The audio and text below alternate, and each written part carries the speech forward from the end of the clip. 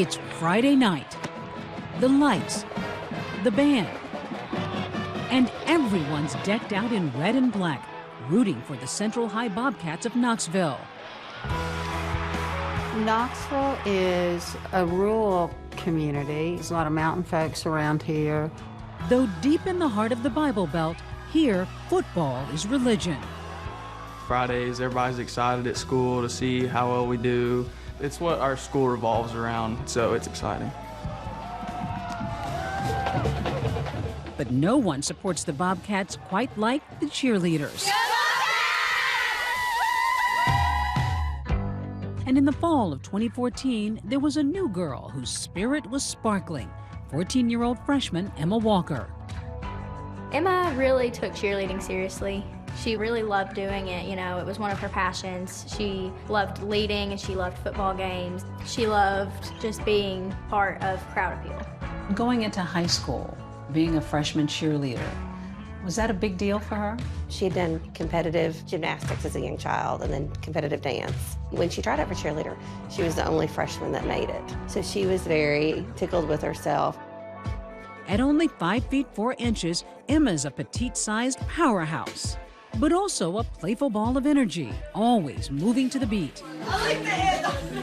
Emma was very kind and warm-hearted, but she was goofy too at the same time.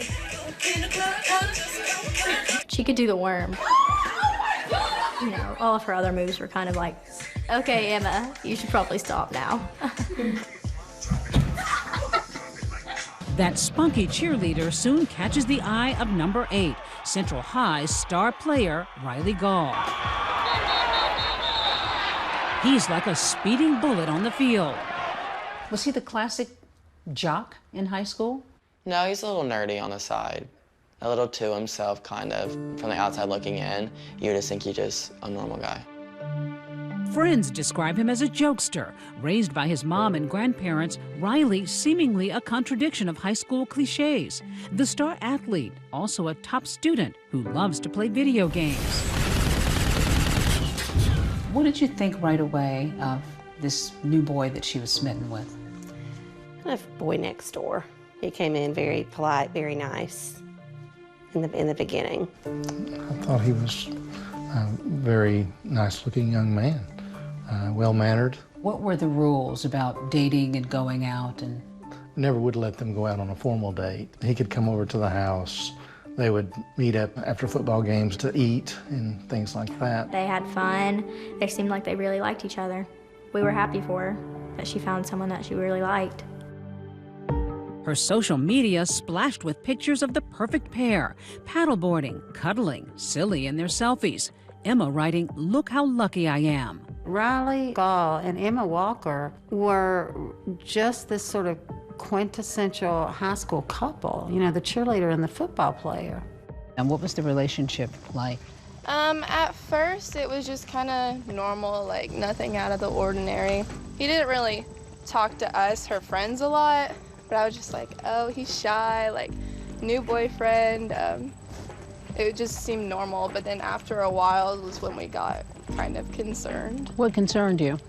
That he didn't really have any interest in getting to know her friends, and he kind of became controlling over her, what she did, her activities. He got more possessive and more clingy towards her and, you know, wouldn't let her do certain things. Riley and Emma quickly become that other classic high school couple, the one that's always breaking up and getting back together again. And when they had fights, were they big fights? They were really dramatic, I would say, just because it was usually just like yelling at each other or just like harmful words towards each other. The relationship did not seem healthy at all. They argued fiercely and then they sort of made up fiercely. But it was always drama with those two. He would comment on what she wore and tell her what not to wear? Mm-hmm. Yes. And what would you say to that? We're the decision makers in that, not your boyfriend.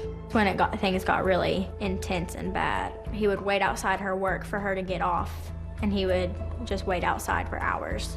Just wait. Did you all relate this to Emma? Did you feel concerned for her? Did she seem to feel concerned?